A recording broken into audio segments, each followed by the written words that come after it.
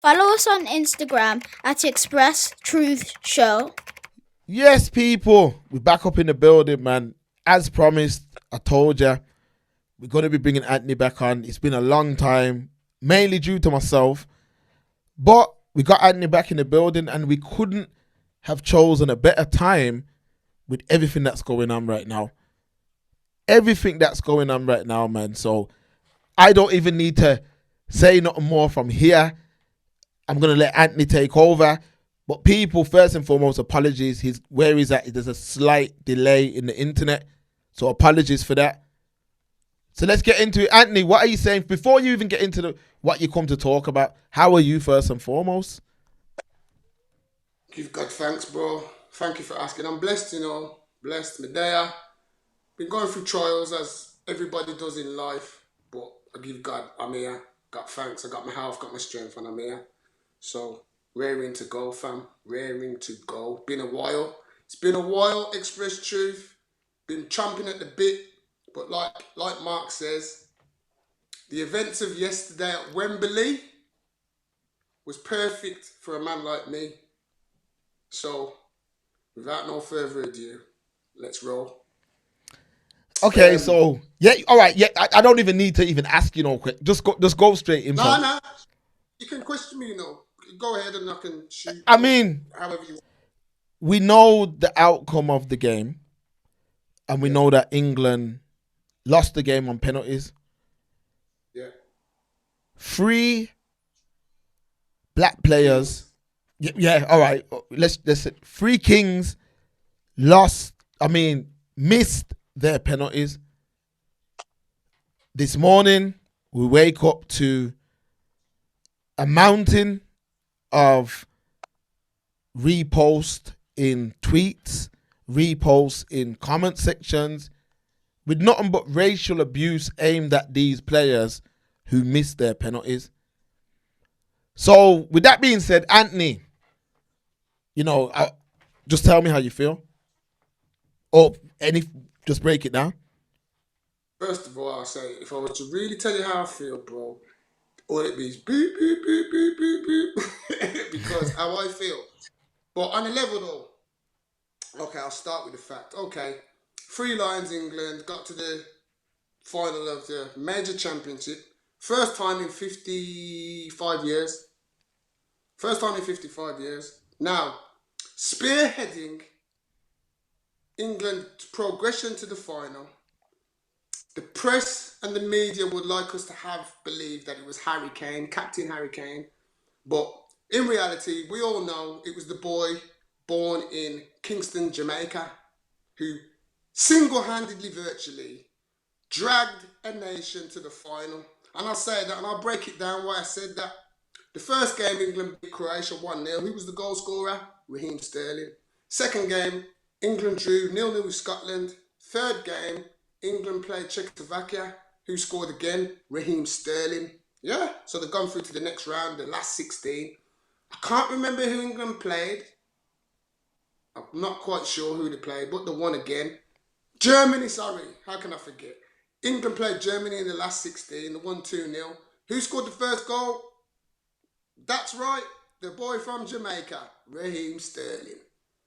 Who scored the second? Harry Kane. Who set it up? Raheem Sterling with the help of Jack Grealish. England went through to the quarterfinals. In the quarterfinals, again, Raheem Sterling setting up goals for Harry Kane. Semi-final, same thing. Raheem Sterling winning the penalty that took England to the final. So, as I've explained, single-handedly had a hand in every English goal scored prior to reaching the final. Yeah? Raheem Sterling, the black boy from Kingston, Jamaica. He wasn't born in England. Marvelly. Big up the whole of Marvelly, man. If you know about Jamaica, that's round by Malines Way. And all them way, you understand? Waterhouse, that side of Jamaica still. Anyway, so we get to the final. Now, England get off to a good start to take the lead. From the rest of the game, England didn't try and score a goal. But they're bringing off players and they're bringing on players. But we noticed they brought on Marcus Rashford and Jadon Sancho after 127 minutes, I think. That's correct. There was a minute to go. Yeah. So they came on. So you brought on the two black players to take a penalty. You give them a minute. Now my question is this: why did you only give them a minute? You knew they was going to take penalties before the whole game started, because you knew who your penalty takers were. So don't you think it's a bit unfair that you're going to give these two players look at the magnitude of what you're asking these two players. You're asking these players to come on in a cup final, England's first cup final for 55 years. You're not giving them no chance to warm up or get into the speed of the game. Real talk. You just come on, go on and take a penalty. Now, if I remember correctly, I've only seen Jadon Sancho feature in one game prior to yesterday. I think also I've only seen Marcus Rashford feature in one game That's prior correct. to yesterday. That's correct. So again, you have to look on your manager, because that doesn't sound like great management to me. Because if I'm going into battle, I'm not going to bring my soldier Mark Hamilton a minute before I go to the fight. You know what I mean? I'm going to bring him 2-3 hours so he can get warm and he can do his thing. Exactly. You understand what I'm saying, fam? Yeah. So that's happened. So we move on. 1-1, it gets the penalties. Bro, this is where the personal comes in now. I got a WhatsApp group, and I told them yesterday, and I said, listen, England, if they get to penalties, is going to lose. I hope they don't get to penalties and lose, because I felt this in my spirit, bro, that the black people will be held scapegoated. And then look what happens. Now, if you look at most football teams, okay, we'll use Italy as the example. Their best penalty taker is Jorginho. What penalty did he take? He took the last penalty. Yeah. Now, my question is this: why did Harry Kane, England's golden boy, England's meal ticket, why did he take the first penalty? This is my theory. If you remember in the semi-final against Denmark, he missed the penalty. He fluffed it because the pressure was massive. It was 1-1. This penalty was to take England into their first major final. I'll just talk the thing. His arse went, man. His arse went. It was the worst penalty I've seen Harry Kane take in my life. And I'm not no Tottenham fan, but I've seen him take a lot of penalties. And Harry Kane's a deadly penalty, as you saw yesterday in the final, because the pressure wasn't as much when he took the first penalty at the 1 and 5, because you ain't got that much pressure on you, bro, because you know that team's going to take 5 and your team's going to take 5. But when it gets to sudden death, that's when the pressure is on. You understand? Yeah. So for me, Gareth Southgate has to answer me these questions. Why your two most senior players took the first 2 penalties, and then why did your 3 less senior players take the last 3 penalties? And coincidence, you might call it. I don't call it coincidence. I call it purposeful planning. The last 3 penalty takers were black.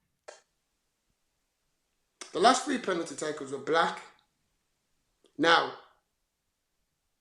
again, I'm going to talk for myself. As soon as I saw Marcus Rashford stand up, I said to myself, please God, don't make him miss.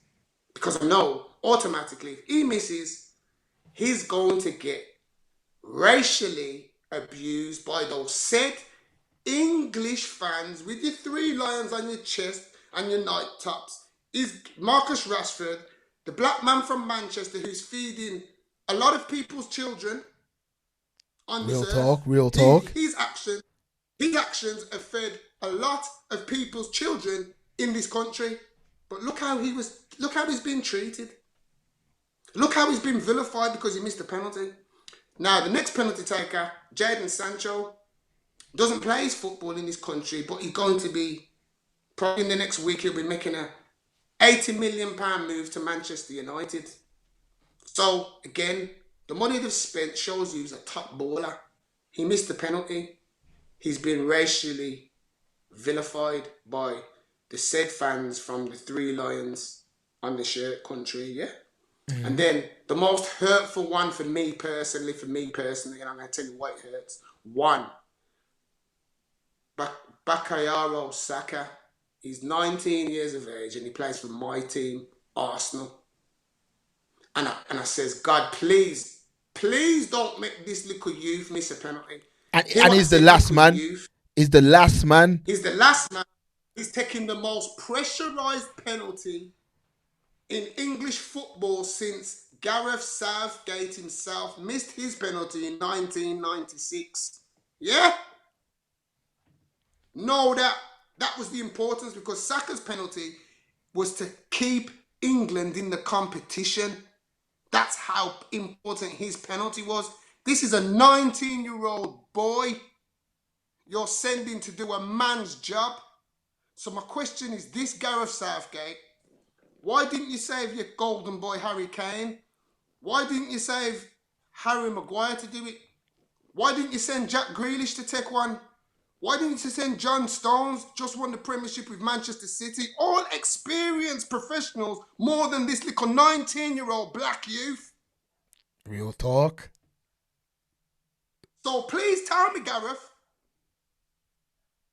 why put the 19-year-old black youth in that position, and you've got John Stones, who's just won the Premier League with Manchester City, who's just won the Carabao Cup with Manchester City, who just lost the Champions League final with Manchester City. So in big game pressure moments, John Stones himself has got way more big game experience than Mr. Saka. Evidently. But Gareth, you felt it in your heart to allow John Stones to hide in the periphery and send the little 19-year-old up front.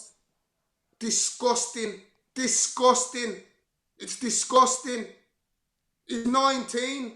Would you have sent your 19-year-old son to do a man's job, Gareth? I don't think you would have. Yeah, I know you wouldn't have. He shouldn't have been taking no penalty. Real talk. Bro, I'll say this. Okay, he could have took a penalty, bro. But he didn't have to take He didn't have to take. Yeah, the last that was horrible. He should have. If you're gonna give Saka the penalty, give him the first penalty. Give him the first, bro. Because even if he missed, England have still got 4 chances to score the other 4. You understand what I'm saying? Yeah. But whereas what you've done now, you've given the penalty that he has to score to keep you in the competition. You don't give that to a 19-year-old. You don't do that to a 19-year-old. That's disgusting. That's disgusting. And as I says, you've got a lot more experienced, older professionals in that team who was on that pitch who could have had taken a penalty, but they didn't. Yeah? So that's happened. Cool. But what's happened after that? No, I'm not going to sit here and tell you it's cool. Let me tell you, people, because this will go out to the country. I'm a child of God. I go to church. You understand? I'm a forgiving person. I'll turn the other cheek. And certain things that Mark may retaliate with, I'll turn the other cheek, because that's what I'm supposed to do, yeah? But let me tell you this. You see, when it comes to this skin tone and this racial thing, I'm not turning cheeks anymore, people. So I'm letting you know, I ain't turning cheeks anymore. You understand? I ain't turning cheeks anymore. And I'll tell you why I ain't turning cheeks. I went to the paper shop this morning and I saw a friend of mine. He's a big man. He's about early 70s. I says, good morning. He says, good morning, Anthony. Okay. I says, yeah, man, cool. How you doing? He says, you watch the football? And he said, yeah, so it go. I says, yeah. I says, you all right though? He says, no. What's wrong? He says, I'm going to tell you what happened to me this morning. He got up as normal to go and get his daily paper. Been doing that for the last 45 years. But this morning was different because he went to the shop, he bought his paper and he came outside and there was a bunch of school kids outside the shop, all Caucasian, by the way. And the man says, when he told me what he told me after, if it wasn't such a big man, I'd have told him you're a liar. But I know the big man's not going to sit down and tell me them barefaced like that. So he said he went to get his paper, he come out. The white geezers bounced him on purpose, took his paper, spat in his face and punched him in his face. Punched him in his mouth, sorry. And said, it's because of your fucking niggers why we lost last night. This man's 70 odd. Wow. Troubled nobody. Hasn't troubled nobody. But he got that done to him. Then I get things coming to my phone. A woman in London was pushed on a train line. A man in London was pushed into the River Thames.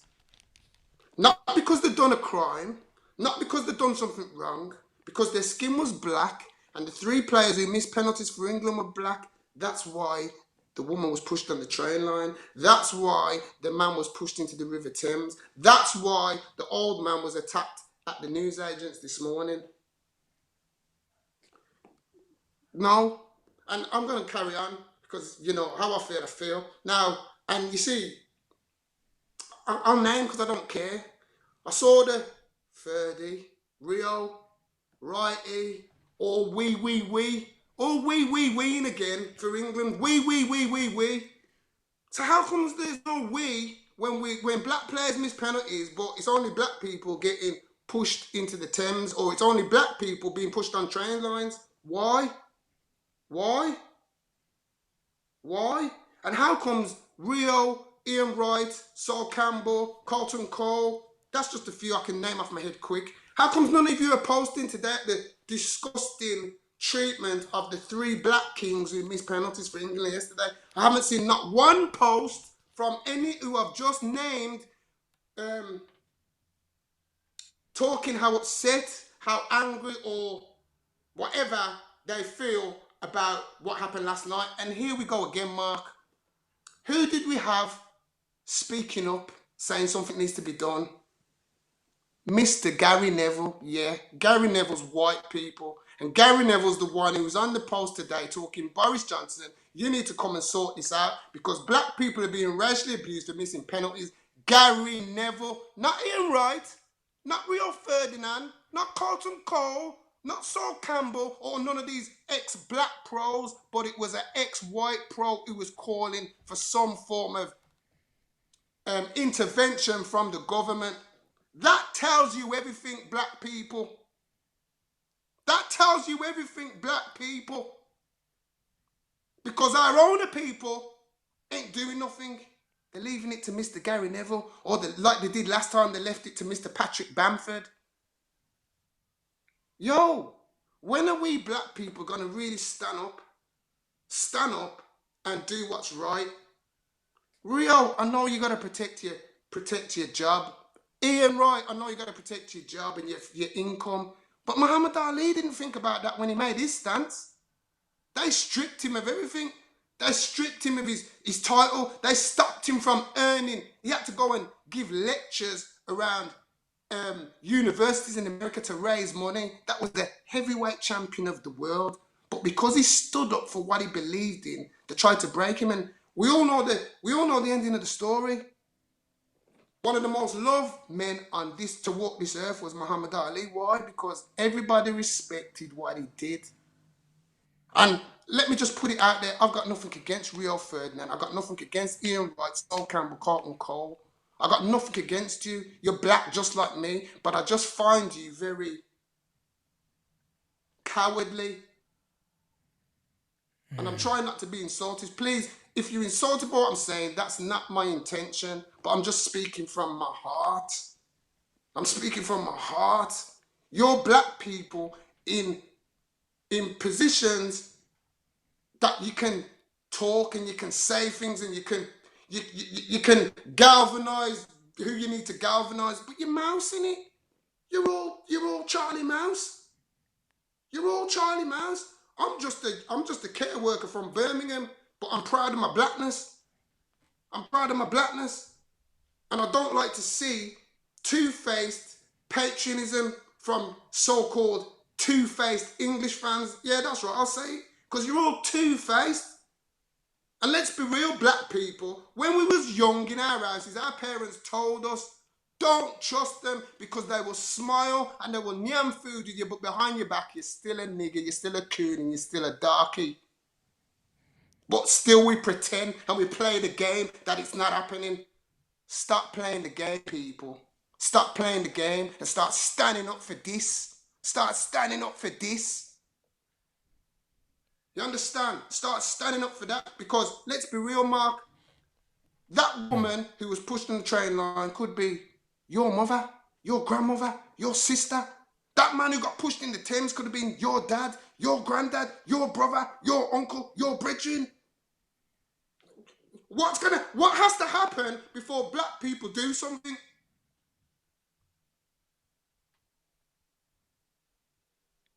All you black footballers out there, you need to really ask yourself, do you really want to represent this country? Because they don't like you, bro. They don't like you, bro. They'll use you for your talent, the talent that God born you with. They'll use you for it. Oh, yeah, Raheem, you're one of us. No, you're not. You're black. You're a nigger. As it says, go back to your country and plant bananas. That's what they really think. Let's not get it twisted, people. I'm not saying the whole of England's racist. I'm not saying that because we have good and bad in every race. We've got good and bad in white people. We've got good and bad in black people. We've got good and bad in Asians and so on and so forth. So I'm just being real. I can only talk about what I see. Yeah? Now, I'll say what I'm saying. Raheem, you had a brilliant tournament. But you know what? Sometimes you got to look at things and you got to take things for what it is. Some of you players, you brought this on yourselves. Because racism hasn't just suddenly appeared after the past 5 years. Raheem Sterling grew up seeing racism. Jadon Sancho would have grown up knowing about racism. Saka at Arsenal would have known about racism. We all know about racism in this country. Let's not kid ourselves. So when you made that choice to don the three lions, you know what comes with the territory. You know what comes with the territory. So it's one of those. And the reason I say that, because something's just come through my phone, people, and I'll read it out what it says. And it says, breaking news. Callum Hudson-Odoi has changed his nationality from England to Ghana. I'll read it again. Breaking news. Callum Hudson-Odoi has changed his nationality. He was born in England and he's represented England at all levels, bar senior level. But he says, no, not anymore. I don't want to. I'm playing for my mum's country and my father's country, Ghana. That's what we black players need to do. All you parents out there who've got promising footballers' sons growing up, make them make the right choice, not the money choice. And I say that for saying this. People in this country probably don't know Leon Bailey. Leon Bailey plays in the German league for Bayer Leverkusen. He's a Jamaican international. The reason I'm saying that is because, Raheem, you didn't have to play for the Three Lions to be a big baller. You was at Liverpool, playing for Liverpool before you got your first England cap. So you was on the right road to be where you was going. So you could have chose to play for Jamaica. You could have. But for whatever reason, you chose England. Well, there you go. Well, there you go. And I say that, Raheem, because you was the same geezer who the press were pointing out, saying, this man's a role model. What kind of role model has a gun tattooed on his leg? Especially when his father was killed by a gun. Don't have short memories, black folk. Don't have short memories. Real talk. You understand? Don't have short memories. You know, and to cap it off, this is what I'll say. England played a couple of friendlies before the tournament started. And when the team bent down to take the knee, they were booed. Now, we all know why players in this country are taking the knee. We all know. It's not really about George Floyd. George Floyd just highlighted what the problem is. The reason people take the knee is because black people and players around the country and the world are sick and tired of discrimination, of racism, and so on and so forth, inequality and all that. So they've decided to take the knee for a stance. Now, you see, from those fans are booing you, bro, they're telling you they don't respect you as a black man. Because you've told them, you've explained them why you're taking the knee, but they're still booing. So they're telling you, we don't respect your colour, bro. Actions speak louder than words. Actions speak louder than words. The government, actions speak louder than words. All you've come off with, government, is fancy words, but I don't see no actions. I'll break it down this way, Mark. Hungary, in the same European Championships, were fined £85,000 and banned to play 3 games behind closed doors because their fans were chanting racial slogans and had homophobic banners. And the reason I'm bringing this up is because of this. Governments across the world, England government included, will jump at the first opportunity when they find homophobia. If me and Mark, if I was to come onto this podcast and start putting up homophobic making homophobic statements, this site will be locked off and they'll be looking to prosecute. So my point is this: why can't black people have that same protection like the LGBT community has? You understand? Yeah. So my point is, Mark, if you go out and abuse a homosexual or a lesbian, you're going to get done. You'll be arrested and you'll be charged with a crime. Yeah? So all I'm saying is this: why can't we then, when we're racially abused and stuff, why can't that same protection that the LGBT community have, why can't we as black people have that same protection? That's what I'm asking. I'm asking for favors, bro. I'm just asking to treat us like everybody else. We're not second-class citizens because of our colour of our skin. No, we're not. No, we're not. So we shouldn't be treated or made to feel like that. And that is what's happening. You understand? Yeah. That's what's happening. You know what I mean? So, the government, black football, bro, I don't even know where to go and how to get, but all I know is this: I can speak for me. I've had enough anymore. No remas, no mas, no more. No more.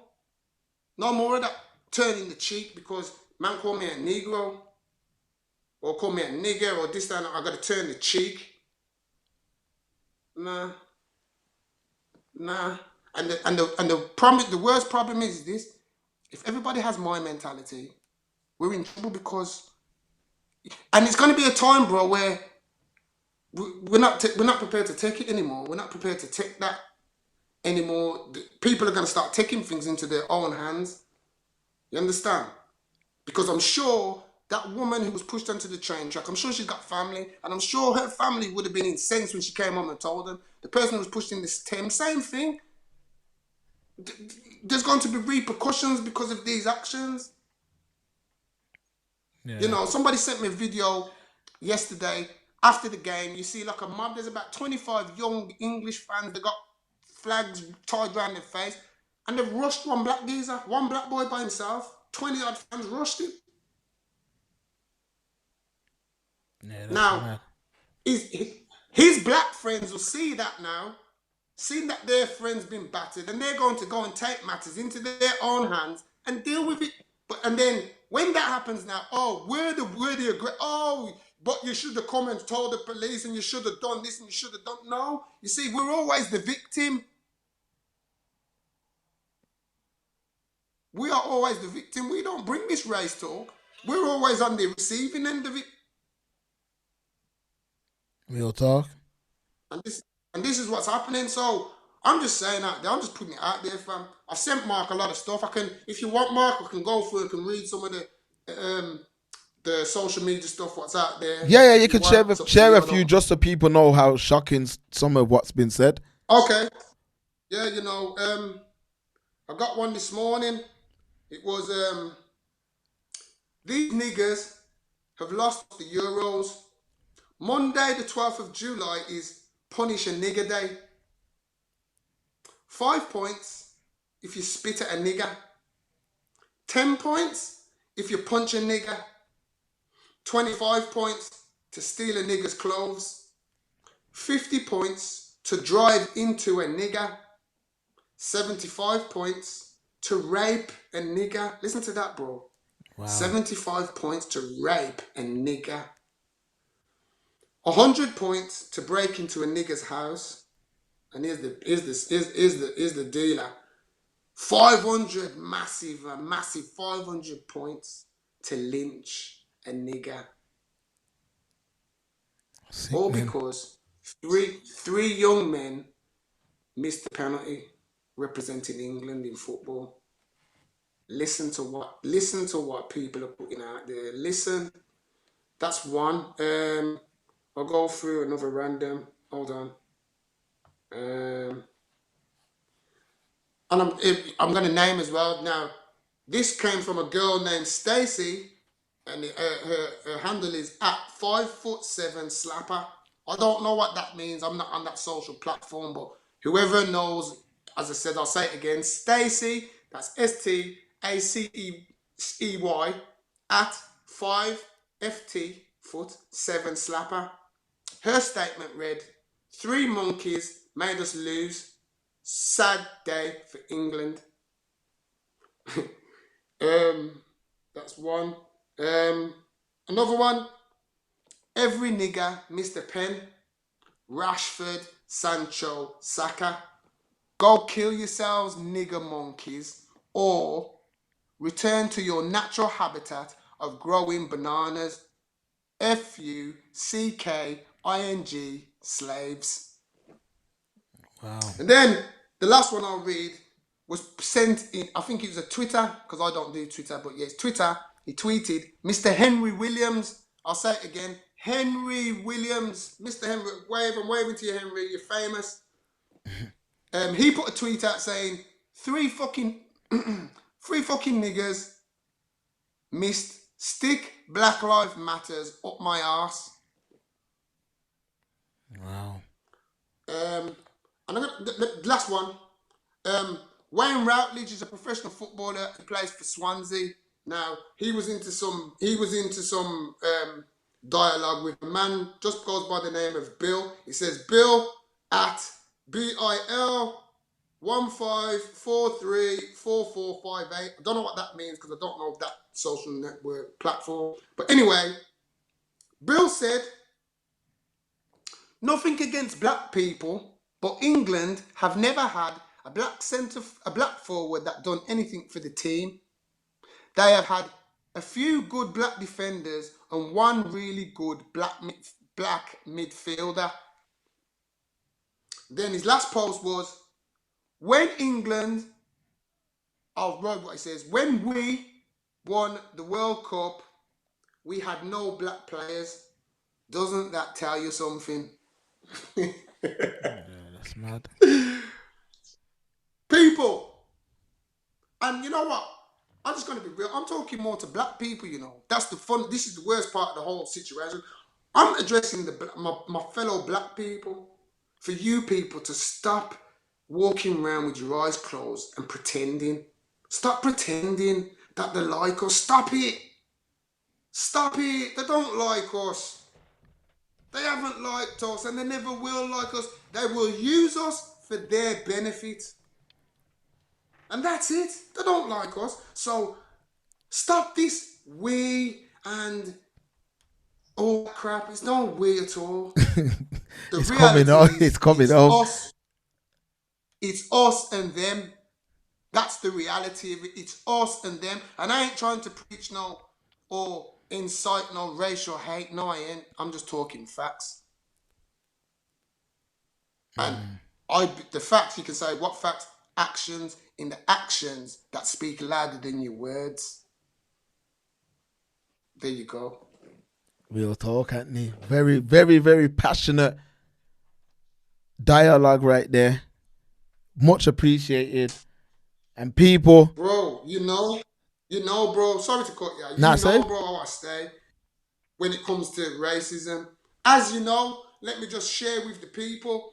As you know, I've been telling you on this platform that I was racially abused at work by a 10-year-old. Well, just to let you know, this black man who made his black stance against the whole company, I won the case. See, I didn't even know that. Congratulations, man. Got a nice little payout for it. You understand? But point this again. If I didn't stand up, what would have happened? It would have just got swept under the carpet. And this company told some major lies. I had to bring statistics. We brought statistics and facts. We brought facts, blood. We brought facts. Where they couldn't answer things. We had 7 racist incidents, but yet every incident was never written up as a racial incident. It was never recorded as a racial incident. And if I didn't make that stand, that would still be going under the radar today. This is my point where I'm talking to black people. We need to stand up and be counted. Don't wait for your friend to come and do it. What you can do today, you do today, because tomorrow isn't guaranteed, fam. Real talk. So if I can do this podcast today because I feel passionate about it, I could have said, Mark, let's do it tomorrow, but I don't know I'm going to be here tomorrow. I don't know if Mark's going to be here tomorrow. So we have to let you know what we have to let you know. This black foolishness has to stop. And all you token England fans with black faces like myself, look at yourselves and know yourselves. Look at yourselves and know yourselves. Real talk. Anthony, thank you, man. Thank you for breaking it down and not sugarcoating nothing. Thank you. It's a pleasure. It's a pleasure for giving me the platform to say what needed to be said. You understand? And I respect that. And as I said, I'm not here to promote no racial divide or racial this or that. No, I ain't. I'm just here to wake up my fellow black people. Stop walking around with your eyes closed, pretending. Don't watch those people on the television who are multimillionaires. They've got to protect their multimillionaire contractor or job. Bond that. Real talk. Bond that stuff. Real talk. So people, we catch you in the next one, man. It's the Express Truth. Blessings. Peace.